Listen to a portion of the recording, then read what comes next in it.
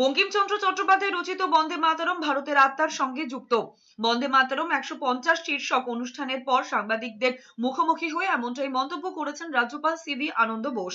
তিনি বলেছেন, ব্রিটিশ রাজের সময় বঙ্কিমচন্দ্র চট্টোপাধ্যায় মাতৃভূমিকে দেবী রূপে তুলে ধরেছিল বন্দে মাতরমের মধ্যে দিয়ে, আর সেই কারণেই এই গান জাতীয়তাবাদের গানে রূপান্তরিত হয়েছিল।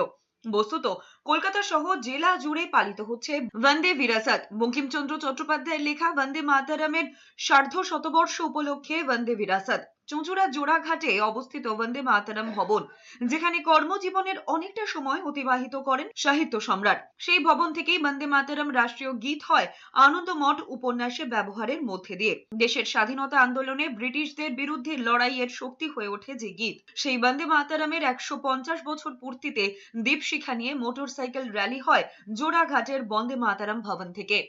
Are celebrating 150th anniversary of the great national song Vande Mataram. You know, Vande Mataram is not just a song. That is a song of the soul of India, which has stirred patriotic feelings and also led for the spirited defense of this nation and our venture for gaining freedom.